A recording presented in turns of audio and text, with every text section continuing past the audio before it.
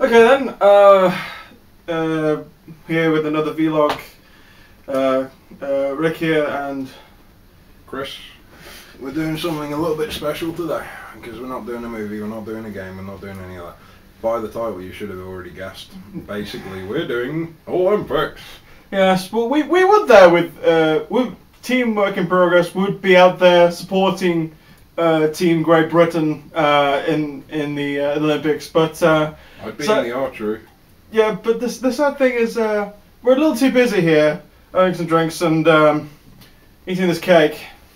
And Good cake. it's a very good cake. I want myself some cake. Give me a piece of that. Oh. Nom nom nom nom nom nom. That's good cake. Nice, healthy goodness. I know. Doesn't it just make you want to go out and play sports? I know, that's my first thought when I saw it as well. Although, to be fair, we have chosen the same team colours as Great Britain, gold and white. And I have chosen a sporting themed drink. Oh, so it's a good cake. I don't know you. You might have to do most of this review while I'm eating. Fine. Anyway. Yes, we saw the opening ceremony and quite frankly it was very, very good. Yeah.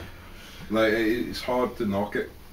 Believe it or not, we found a way, but it's very hard to knock it.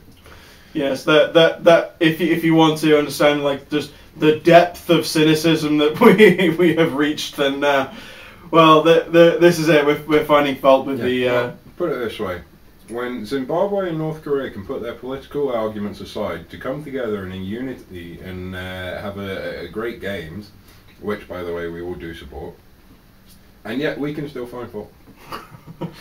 Screw political harmony.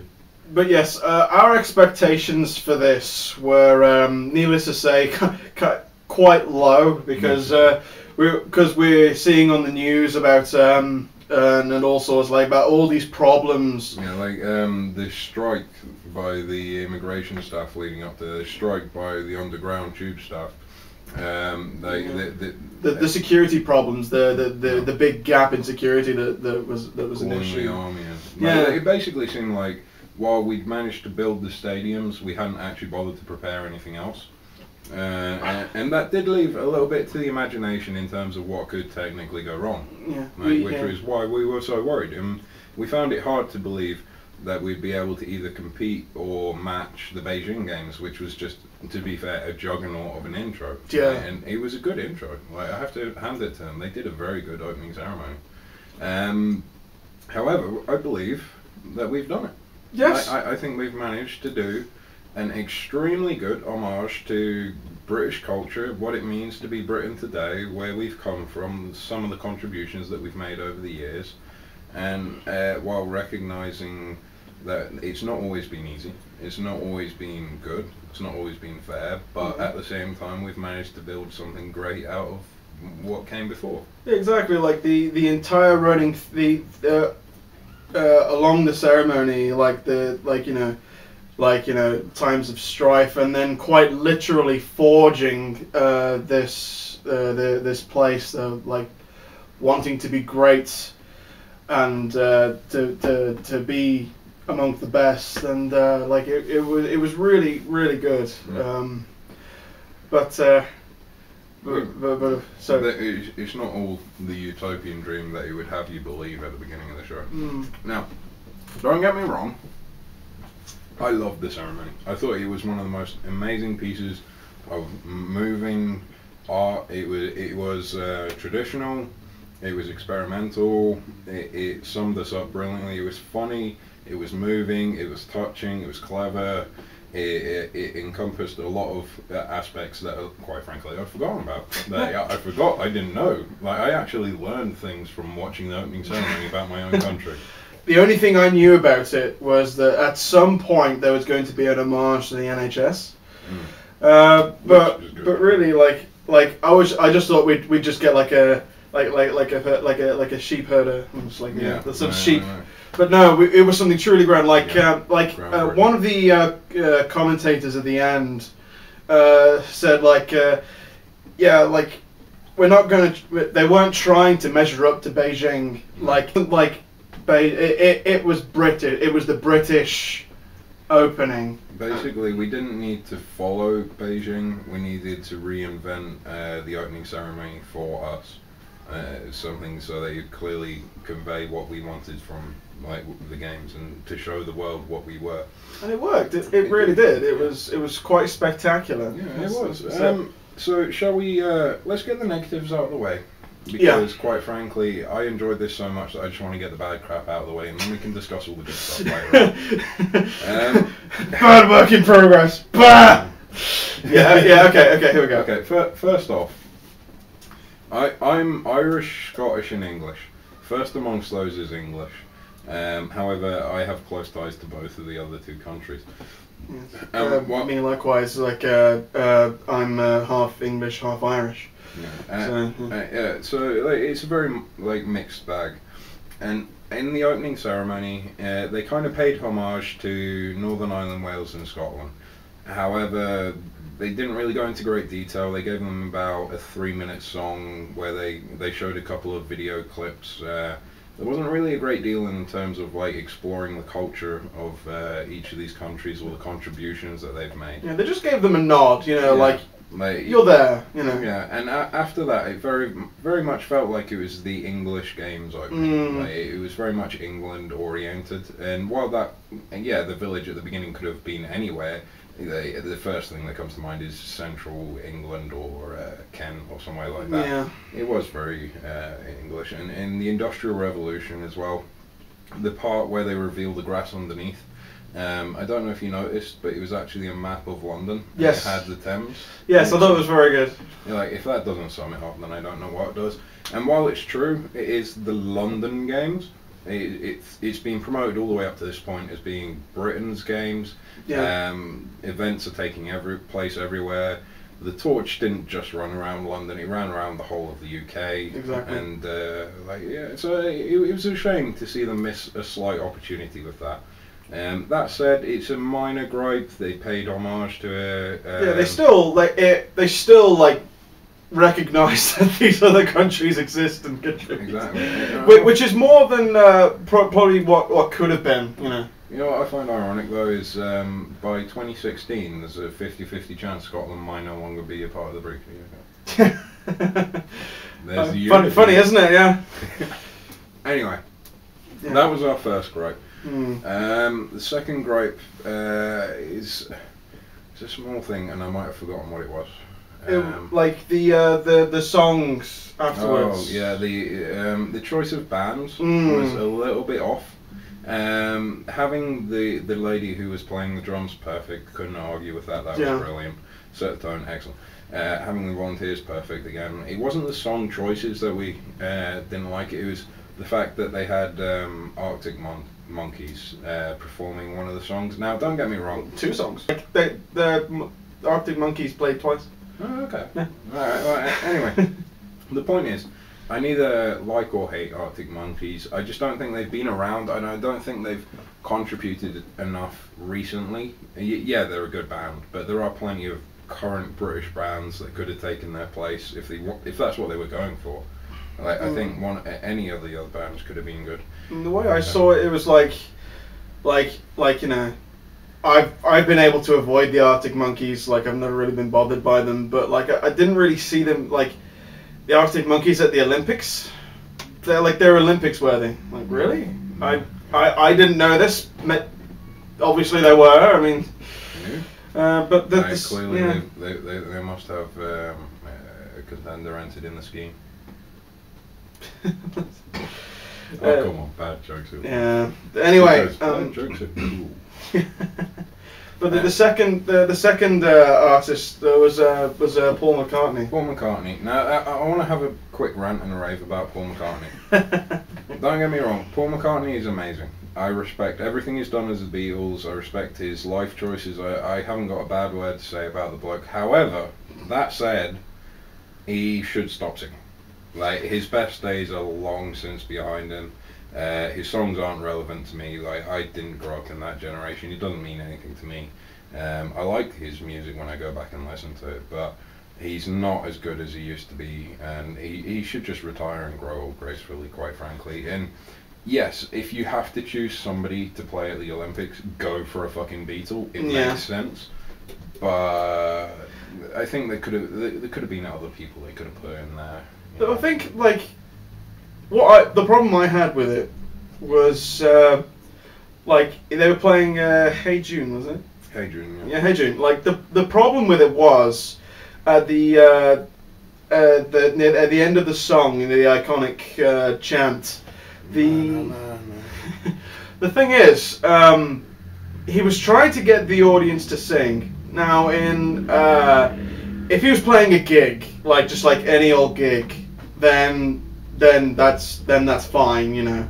But the thing is, like, he was playing to an international stage full of foreign dignitaries, foreign athletes, and I'm willing to bet that at least 50% upwards of those people weren't speaking English. So you've got him trying to interact with the crowd, going like, "Hey, just the audience," and then just the men, and then just the women, and then everyone again. You know, it was a little bizarre to me. Like, it seemed off. I have to admit though that I did sing a lot.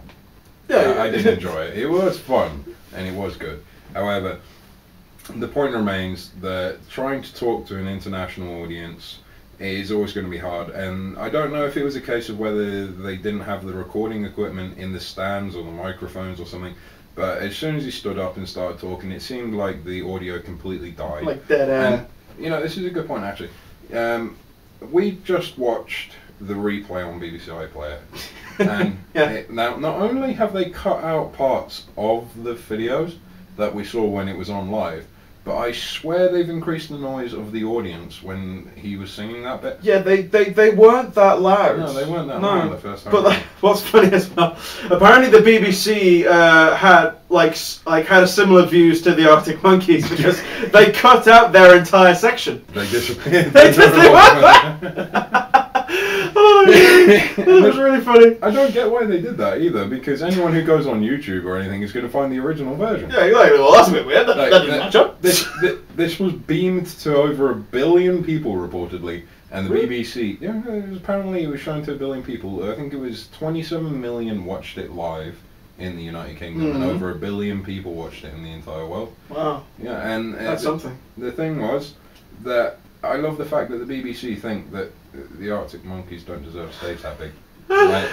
Clearly, they've just gone, you know what, this band, fuck them.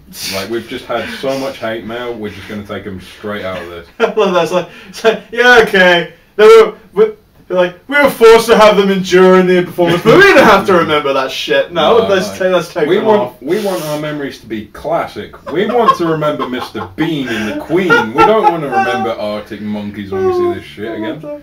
So yeah, fair play to them. Like, I don't know what the choices were behind that. Honestly, the video on the iPlayer runs at 3 hours and 50 minutes long. Yeah. I can't see the choices behind cutting things out, frankly, unless there was like somebody in the stand who said something or did something. But even then, like, they could have just blurred that out. So I don't understand the choices behind that. And yeah, I can't remember what they were doing when they did that, but I could swear they had something on. You know, it was the bicycle. The bicycle doves were on while the Arctic Monkeys were on the flying bicycles. They came out from the stage underneath when they were singing the Michael Jackson song. That's why they weren't in that second performance. Yeah, must have been. Because they cut the Arctic Monkeys in that as well. But yeah, the other problem we had with it was the segment devoted to the digital age and the modern era of Britain. Now, this is a minor gripe, I will admit. However, it's a personal choice thing again. Yeah. Basically, there's a segment where they do they do the modern era. They cover all the music between the 70s and the modern day. And at the very end of this article, the house lifts up and the inventor of the internet is sitting there at a desk playing away on his computer. And I just think this deserved more attention. Like, don't get me wrong, the inventor of the internet, he seems like a very quiet guy, quite frankly. He looked uncomfortable to be there. Yeah, I'm just guessing that he doesn't like doing public performances, because if he wanted to, he could be on any TV show, hosting any program he wanted. He could be world famous, but I get the feeling that he just wants to be quiet and left alone, and that kind of agreed to be on this because he wanted to show the best of Britain, kind of thing. And on the other hand, it would have been nice to see him held up as the heroic man he is, the inventor of the fucking internet, you know. Real revolutionary in the modern times. What was it? I summed it up by saying Neil Armstrong revolutionized exploration when he stepped on the moon. Einstein revolutionized thinking when he came up with his theories. And this bloke who I've already forgotten the name of. Exactly! Yeah. We've just finished watching it and I can't remember his name. So, you'll find it on Wikipedia, I'm sure. Yeah. Anyway, this bloke reinvented the world. It's arguably the most effect that any one man has ever had on the populace of the world. I just think that needs to be recognised a bit more and paid a bit more attention to. Also, in that entire segment, again, like it was very watered down and felt PG. Yeah, it was like a PG-rated Saturday night out. Yeah. I mean, of course, it had to be. If you're going to show some guys and some gals going out, you can't exactly show what goes on because that would be a bit raunchy. But I don't know, it just seemed like a little. I just couldn't relate to it. No, it was hard to I section. It wasn't like I wasn't in awe of that part, like the initial Industrial Revolution segment or the Sundance, the commemoration for the 7/7. Yeah, that kind of brings us on to the other section. So we're finished bitching. We're done. Those are 3 areas that we would have liked to see improvement on. Yeah. The Arctic Monkeys and Paul McCartney, maybe some tweaks. Sir Berners-Lee getting a bit more attention paid to him, and I've forgotten what the first one was now.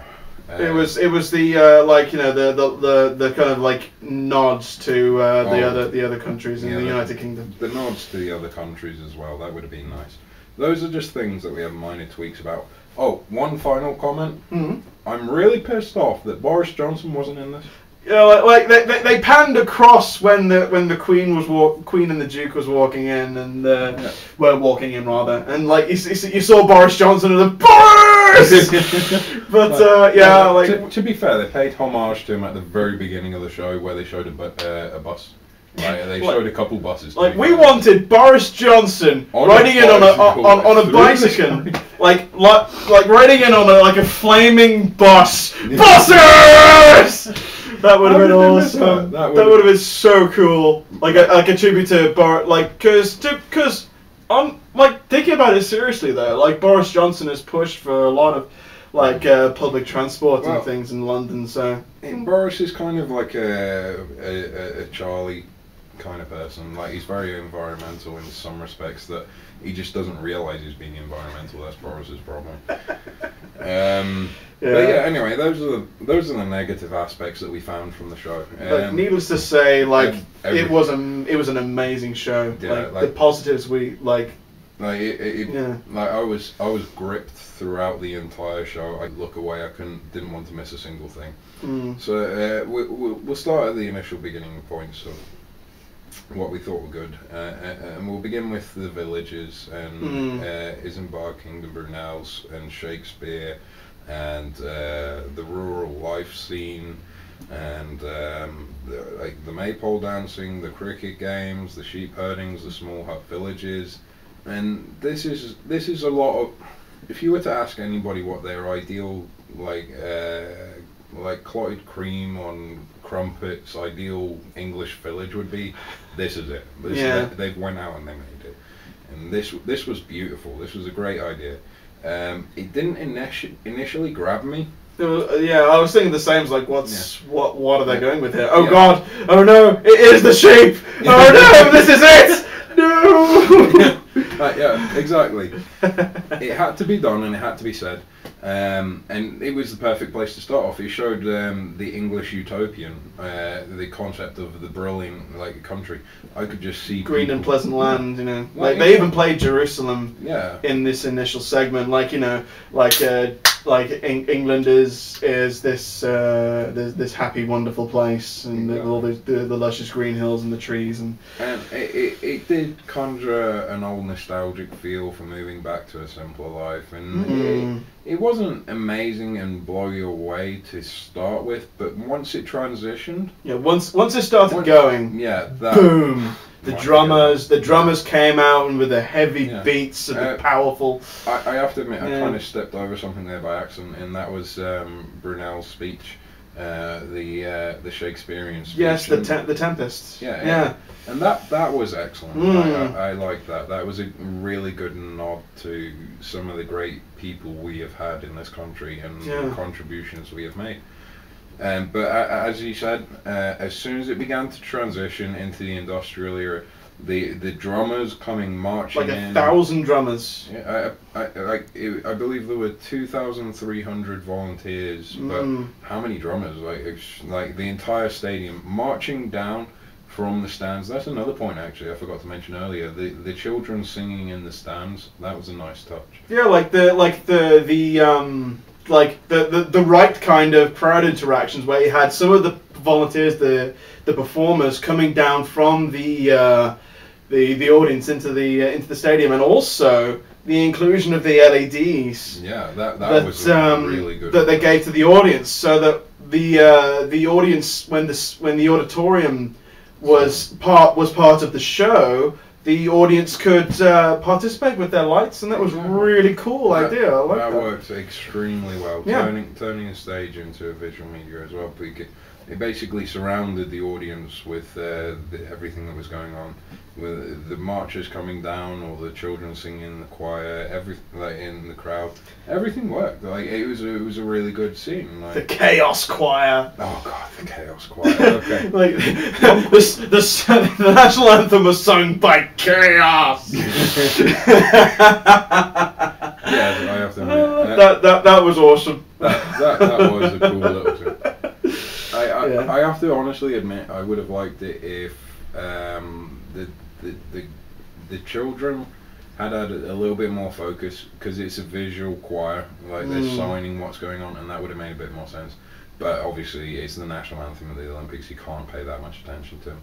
And while yes, all of the children later on were wearing pajamas, the choir in the crowd were wearing their frocks, and it didn't really make much sense to have the Chaos Choir wearing their pajamas as well, which was just a little bit off. But then again, I suppose they used them in the NHS thing later on. Yeah, they must have done just reincorporated the performers. Yeah, which is why they didn't use them.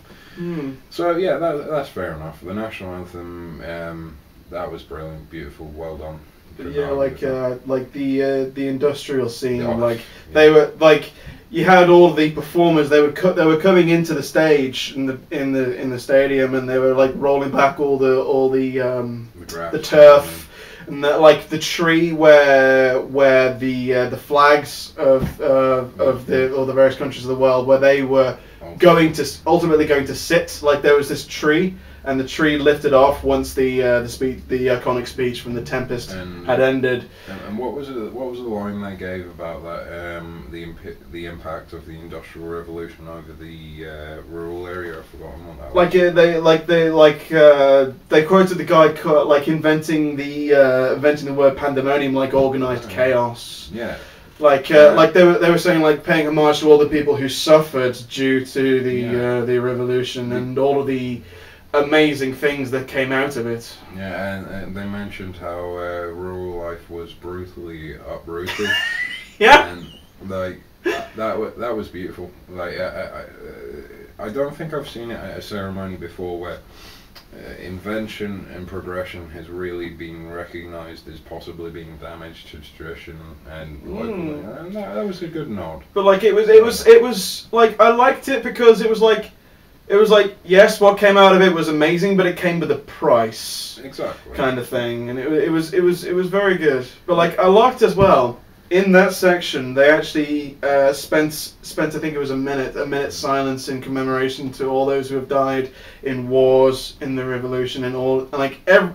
honouring everyone who died to make Britain what it is today. Not even that. It was I believe it was honouring anyone who passed away in conflict across the world. Yeah. So he wasn't even honouring the World War. He was motivated by that, but it was honouring everybody. So like that, it was done really well, and it was almost as if you were watching a play or a reinterpretation of A Minute's Silence. But at the same time, it was executed to perfection. I couldn't argue. It was still touching, yeah. Yeah. After that, I'm trying to struggle with it. Was like the chimneys came out, and the light. Like simulating the molten steel that created the ring that lifted up to make the Olympic. That was beautiful. Like that was the most outstanding visuals of the entire thing. It's why that scene, why that picture is on all of the newspaper, was on every single newspaper, pretty much like the following day, because it was just that incredibly beautiful. And it really did. It made you proud that you were a part of this country to watch that. Like it made you proud that the Olympic Games were here and that the world had like seemed worthy to present us with this. And it made you proud to think that we hadn't dropped the ball and we had done it justice. It's like, wow, I was expecting like one giant botch. Wow, we got this. Yeah. Gee, this is awesome. Quite frankly, like I was expecting something on par with the Chuckle Brothers, but like, what we got in the end was Mr. Bean. Mr. Bean. The London Symphony Orchestra, amazing orchestra, one of the best. They were playing Chariots of Fire, but the thing is, they like the way they put it is like they had a little bit of help. They had a little help from Mr. Bean for Rowan Atkinson reprising his role. It was amazing, complete with like British, like Mr. Bean, like iconic British joking. Yeah, it came completely out of the blue after seeing all of this serious rural and the Minute's Silence and the industrial tearing up and the history of Britain. It finally got a moment of peace where they said, right, we're going to play you an orchestral piece by the London Choir. And your first thought is, oh, it's classical music. Okay, it's classical music. It's good for you, but whatever. It's going to be boring and it's going to kill the tempo of this. And what happened, like they begin with the keyboard section of Chariots of Fire. And they pan up to show Mr. Bean. And I swear to God, you listen to the crowd reaction in that. Everyone, it didn't matter what... Boom! Erupted! It didn't matter what language you spoke. That was Mr. Bean in the Olympics, playing Chariots of Fire with the London Symphony Philharmonic, and doing what Mr. Bean does best. Exactly, joking around with the playing of the keyboard, but then also he had a dream sequence where, of him running along the beach with the other athletes, and it was really funny. Like what they did with it. Again, classic Mr. Bean. Right there. Inspirational. Like he didn't miss a beat. Like basically, a lot of actors, like you take the Paul McCartney character, like with time he's not aged well. He's lost a bit of his magic. Whereas you watch Mr. Bean, every second of his performance was funny. Every second was hilarious, and every second I would watch again and again and again. I could not hand that off to that. There was one quick section that I've forgotten about, and that was the Queen. And yes, the Queen with James Bond. Yes, like they made the BBC had commissioned a film to be made, especially for the Olympics, called Happy and Glorious. I think it was called Happy and Glorious, and basically it had a car pulling up. You didn't know who was inside, but then Daniel Craig, reprising his role of James Bond, appears and goes up into Buckingham Palace. Where like he actually gets shown up into the room, and we see, okay, and they must have just gotten an actor to play the Queen, but no, it was her. That's the thing, is they played that for every note they could.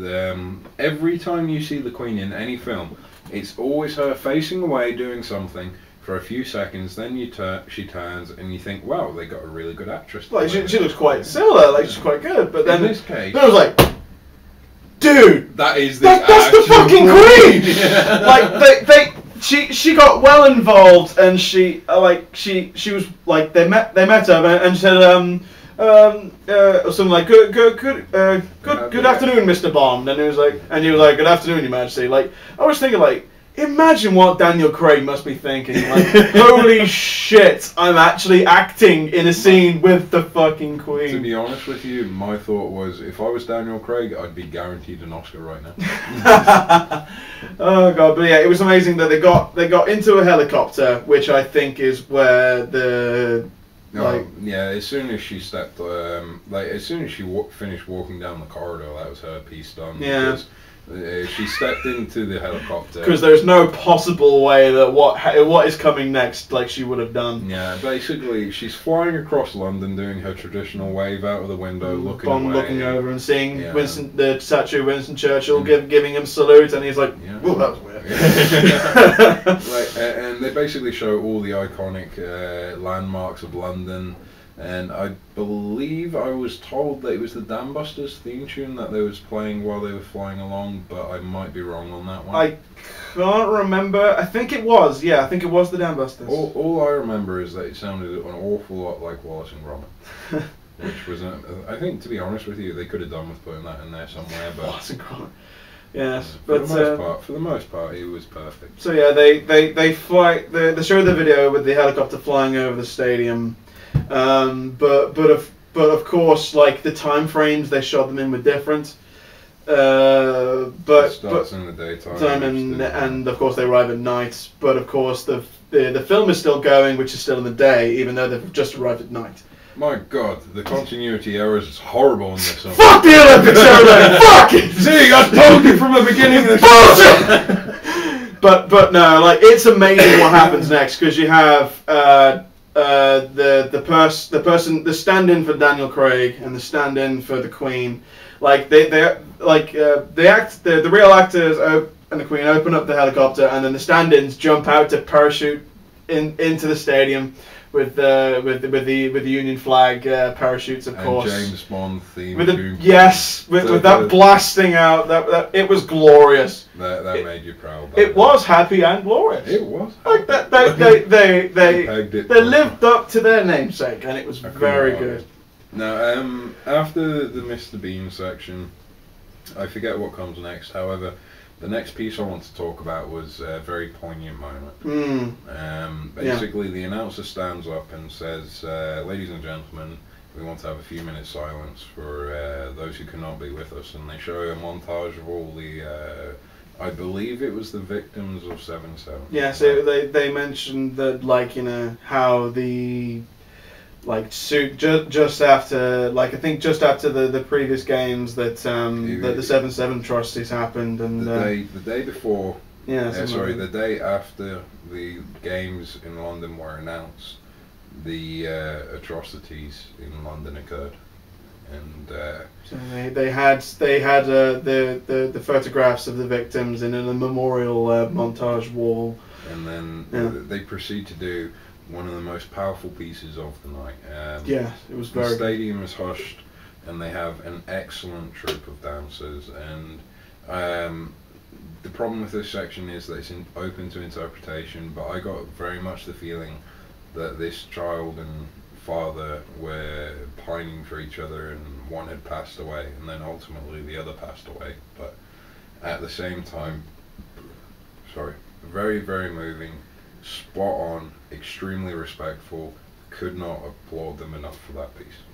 Yeah, it was very, very good. Like you mentioned before, like these the dancers, the amazing dancers could arguably be representing each of the victims that died. I'm not entirely sure about that point. Essentially, what I believed for a moment was that there was one dancer for each person who passed away, but again, that was just pure observation and supposition. I wouldn't hold me to that. Like, even if you don't look into it, like, which it was the sense I was trying to take it at face value, it was just very moving and very beautiful to see. They even went with they had a disc representing the sun that arced, like, over the dancers in the stadium, and that worked especially well. Like, and I think that, unfortunately, I believe whenever anyone remembers this Olympics, they're going to remember the Queen jumping out of a helicopter. They're going to remember Mr. Bean, and they'll remember the transfer from rural to industrial. And I think this piece is going to get overlooked, and honestly, it shouldn't, because it's one of the most powerful pieces in that. But yeah, like that was especially good. Aside from that, there were the roll, the country's roll call when they were coming out. But here's the thing: it was something that we could not miss. We could not ignore. That even the cameramen in the stadium picked this up. It was basically. Let me just say it this way. If you look at the German team and do a head count of ethnic minorities, there is something of a minor figure. Not only this, but during the German I hesitate to call it a march. During the Germans' entrance, the parade, the camera cuts to what I can only imagine is a minister or a representative of Germany doing something which, quite frankly, if I was a German, I wouldn't do. I would find that quite awkward because, well, let's face it, everyone else in the world finds that quite awkward. So, how the Germans must feel is honestly, I'm not going to insinuate anything because I believe wholeheartedly that either it was an accident or it wasn't intentional or it was just an act of passion or it was just it wasn't maybe he what didn't it even looks like basically. Yeah, it probably wasn't what it looks like, but it does look like something that and your first thought can't help but jump to what it is. Yeah, like everyone in attendance, us and our friends were watching it. And that was the first. And that was the first thing we all went like, the hell is that person doing? No! But aside from that, we all had fun guessing the names of the countries, spotting funny little random things. Interesting side note, I believe, and I may be mistaken here, it was India. During India's entrance, a random passerby managed to sneak in with the athletes. And now India has officially made a complaint to the Olympic Committee about this, because nobody really knows who she was and why she was there. But I could be wrong about the country, but I just know that happened. Yes, there was just some random person. Also, what we found amusing, what we found out earlier was that like the fact that they had to move the cauldron. The cauldron was incredibly good. We loved the cauldron. I would like to give the cauldron its due justice in a little bit, and we'll mention that in the actual section once we get to that. But for the moment, I will like the torch arriving and we can discuss like Beckham's role and Redgrave's role. And, Steve motherfucking Redgrave. And I think that Steve motherfucking Redgrave. The thing was, like, before the Olympic Games, I could have sworn blind that David Beckham would have been the person to light the torch. It was announced as a mystery. He was involved in the game somehow, but he wouldn't say how. Like, I swore to everybody this was going to be him. Yeah, I had the inkling as well that it might have been Beckham doing it. But what they did instead was 100% more powerful, 100% more poignant, 100% more memorable, completely blew me out of the water, and it was perfect. It was exactly how it should have been.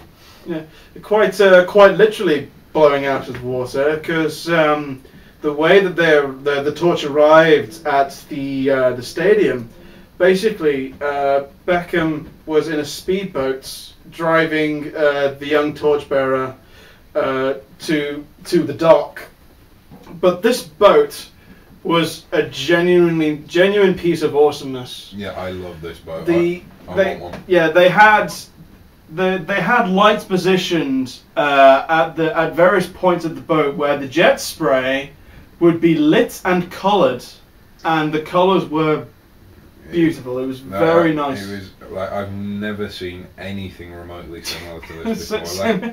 Like I have to admit, I'm not a great sailing fanatic, so I don't follow boats in particular. But at the same time, that was cool. This was both cool, original, and unique for me. Like I couldn't argue in the slightest. And Beckham was perfect for driving it. The woman who they got to hold the torch was perfect. everything about that moment was brilliant. The driving under the bridge and the fireworks. They even had as they got closer, when they went down the canal, like the oldest canal in London, I think they said. Yeah. It was like they had fireworks stationed along the side of the canal as well. So as they went, the fireworks were going off as they drove. It was a very cool moment. Perfect Very cool. and beautiful. So and the handoff was brilliant as well. Steve Redgrave waiting at the pier, Beckham shaking his hand and then turning the torch so they could be lit, and then Redgrave running off across the bridge towards the stadium. I believe there was another montage or a cutscene or something in between there because once he arrived, it was after. I think it was a speech, wasn't it? Yes, the two Olympic representatives. How could I forget? The champion of Earth. The champion of the Earth. Champion of the Earth. Like I haven't really looked into the UN and their infrastructure and etc. However, one of the holders of the Olympic flag her title was the champion of the Earth. As soon as I heard that, I thought, oh my god, that's awesome. That's it. I'm devoting the rest of my life to earning that title. I want to be the champion of the Earth. Never mind Superman. No, he's not. No, like I want to be the champion because goddamn, that is the greatest title ever. Like if you ever had the job title, what is your job title? Champion of Earth. If you ever went for another job, you get to put Champion of Earth on your CV. That's guaranteed whatever job you want. I love it though. The instance flashed in my mind, like the whole thing of the Earth is under attack by aliens. They've called out for someone to fight against the champion of Mars 1-on-1. Well, let's get the champion of the Earth. Oh dear. I'm very silly, but yeah. that was a brilliant moment after what was an incredibly boring speech by the IOC. And of course, along with the other respected dignitaries they got Muhammad Ali. Muhammad fucking Ali. Basically, they have the UN secretary. They have the mother of Stephen Lawrence. They have the champion of Earth, and they have a few other people who, praise her. Either I don't remember or I don't want to remember. Yeah. And as they're walking up, just before they get to the flag post and hand over, they have Muhammad Ali. Now, this was both amazing, awesome, perfect, and slightly uncomfortable. Yeah, it was kind of sad at the same time. It was a shame to see the condition he's in at the moment. However, there was no more fitting person. Like, he was the greatest. He is the greatest. I have immense respect for the man and what he's done. And quite frankly, like, just the simple fact that he touched the flag was great enough for me. And that was perfect. Like, again, he needed help to touch it, but he needed help to at the same time, it was still awesome that he was there. Yeah, I couldn't argue in the slightest. And later on, while the flag was being raised, to see all of these very worthy and very noble people standing next to him. It was just an image that I won't forget very soon. Anyway, after this, Redgrave arrives in the arena through an honor guard of people who constructed the arena. Again, a beautiful touch, well done. I couldn't really complain about that in the slightest. And the moment everyone is always talking about, there are three things that will come from this game. So there's Bean, there's the Queen, and there's going to be the Cauldron. Yeah. Those are the three memorable events. Like, those are the standout moments. They had the literal passing on of the torch from Redgrave to the new athletes and the new Olympians. Like, I even said that as like cool. They're quite literally passing on the torch, and then the BBC commentator said, "I was like, bitch, you stole my line! You stole my line! Screw you!" I know. But it was very cool seeing the new athletes running around, and also they before they ran into the centre, they met the people who nominated them, these new athletes to run around, and also the other medal winners that could be there throughout Britain's Olympic history from 1948. Exactly. Other gold and silver and bronze medalists. So behind the athletes who nominated the children were all the medal winners, and that was a beautiful touch. The history of weight there, the weight of history there. Then these 5 champions of their fields nominating children in their own right to carry the torch literally onwards. The lighting of all the torches for these people, the holding torches there for the next generation. You could not ask for a better definition of legacy and a better definition of how do you inspire a generation. That was just beautiful, poignant, powerful, completely out of the blue. I did not see that coming until, you know, like they were there at the moment. And then running through all the other athletes competing in the games to light what was the cauldron. Now the cauldron, in my eyes, is the best there's ever been. It's the most memorable. It was the most poignant, powerful. Again, beautiful, well designed. Yeah. Everything was brilliant about this design. Essentially, as the teams were marching in, each team from each country had a child with them who there was a person carrying the name of the country, a person carrying their flag, and a child from that country carrying a petal or a piece of the cauldron, as it turned out. And these athletes that were nominated by the sporting great each lit a petal to light the torch as it spun round into the centre, and ultimately the petals rose up to form what would be the came cauldron. together, like the very concept of the Olympic Games itself. You know, all of these different countries from all of these different places from everywhere, all uniting, raising up, bettering each other and themselves to become something truly amazing and great. It was the embodiment of the games in one piece, that was. And I've heard a few pieces from the designer of this, and initially he stated that the pieces weren't called petals, they didn't have a name.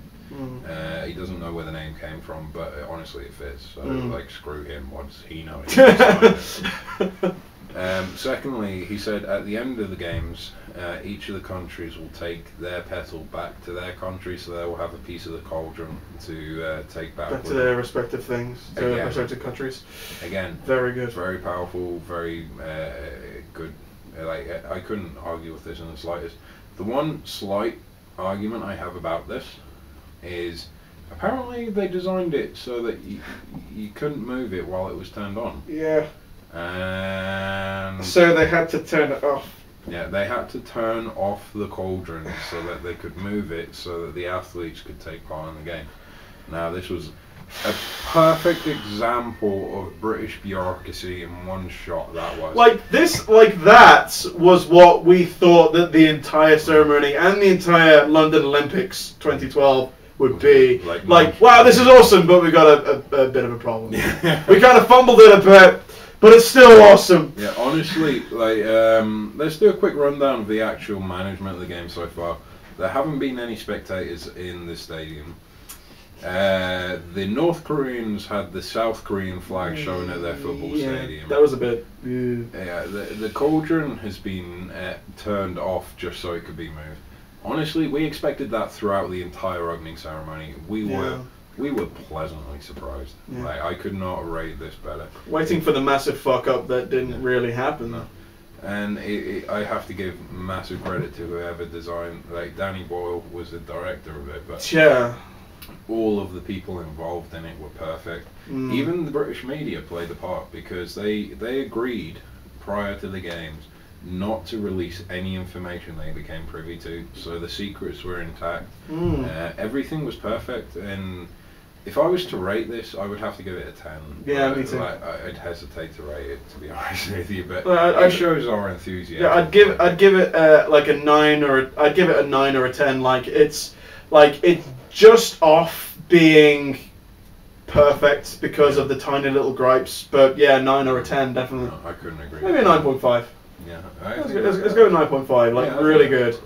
But the one segment we just quickly need forgot to mention was the NHS segment. Oh crap! How did I forget that? Yeah, the NHS segment was really good because you had all the real doctors and nurses, and all coming who were taught there. Apparently, they had like 150 hours of rehearsal time just to get this right, and they had they played tricks with light with the beds. They were like they having illuminated each of the beds individually. Yeah. They told a great story for the NHS. It wasn't the story of the foundation of the NHS, but it was more like what the NHS is kind of like. Yeah, the consideration that the nurses and doctors give to the children, the story that children might be going through, how they may be scared when they go to hospital, but how the nurses and doctors care for them and look out for them and try to look after them. And they're doing their best, and it really is something that, well, truly noteworthy, and something that we in Britain hold really closely and dearly to our hearts is the NHS. How it's just such an incredible and amazing organisation that definitely deserves its praise. We like to take the piss out of it. Of course we do. Quite frankly, we're British. We moan about everything. Yeah, exactly. We'll take the piss out of it ourselves, but if anyone else was to try, fuck them. Yeah, exactly. Like I remember watching a documentary once, and one of the interviewees, I think it was a Michael Moore. Oh, fuck Michael Moore. No, but like the thing is, like this guy, this ex. You ever watch this, Michael Moore? I'm waiting. I'll take you. What I'm saying is like this lord he interviewed, he was like, even Mrs. Thatcher said the NHS is safe in our hands. Yeah. Like, you know, like that's like, but they had. Limits. But they had they had the beds that they moved around to make the GOSH the GOSH for the Great Ormond Street hospital for the which was the section itself was it the second star on the left or something like yes, that? they were called it the second to the right straight until morning. That's what they called it. Which was the reference to Peter Pan, of course. Who the author donated all the proceeds from Peter Pan to Great Ormond Street, which tied in, and then it led into the NHS. And once the NHS was there, it led into Roald Dahl. Like the beds moved to make a crescent moon and like a nighttime sequence. Yeah, while the children were sleeping, the gremlins and the nightmares came out, and all the bad guys from children's books came out, like Voldemort. You had Voldemort that was most prominent. You had Captain Hook, the child catcher from Chitty Chitty Bang Bang. You had what else was there? There was Cruella de Vil. Yeah, Cruella de Vil was there. So yeah, they had all these inflatable enemies appearing up, include with the Voldemort's inflatable as well. Like he had his wand. He was brilliant. But the thing is, like his wand was shooting out fireworks as if he was casting spells. That was really cool. I was genuinely impressed. And it had the perfect ending. Like an army of Mary Poppins coming in and scaring off all the gremlins. It was so cool. I could not have asked for a better ending, quite frankly. Yeah. It was perfect in every sense. It was a great homage. While it didn't necessarily go into depth about the NHS, it did show the level of care and the level of attention they paid to children and to people who were in need and things like that. So I thought it was perfect. I mean, obviously, yourself, I don't know what you thought about it. I thought it was very touching. Like once I used to be a student nurse on the NHS, and it was really touching to have that kind of tribute. You were a student nurse. Where's my prescription? Dear. But yeah, like it was nice to have that little tribute, because it is a very hard job. It's full of ridicule and damnation left, right, and centre, and full of difficulties and strife. But you know, it's still damn good, and I was proud to work for them when that's why the rest of the country's so proud of them, and that's why we all support them in what they do. And I'm sorry that we missed their segment earlier on. Oh yeah, I like it kind of slipped, but like as we were finishing up, I was like, wait a minute, there was the NHS. We completely forgot about the NHS. How can we forget about the NHS? But there we go. Yeah, it's funny how. There we go. Yeah. That's pretty much bureaucracy again for you right there in the nutshell. But anyway, I think we're gonna have to wrap this up because we've pretty much touched on everything. Like, and we've been going for like 54 minutes, 55 minutes. Again? Yep, we did it Really? again. Yep. I'm sorry. If I'm reading that right. Yeah.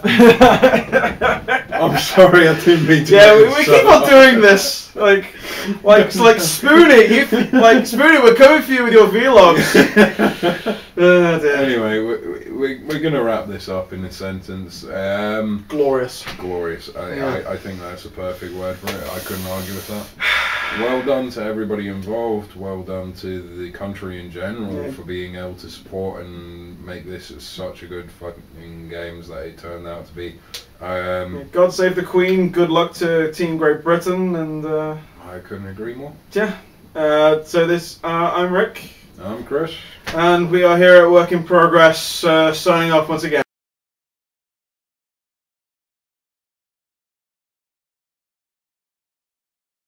I'm getting more cake. Yeah, cake! Yeah, I want some cake. Yeah. Alright, they can't have cake. No, it's our cake. It's our cake. Okay.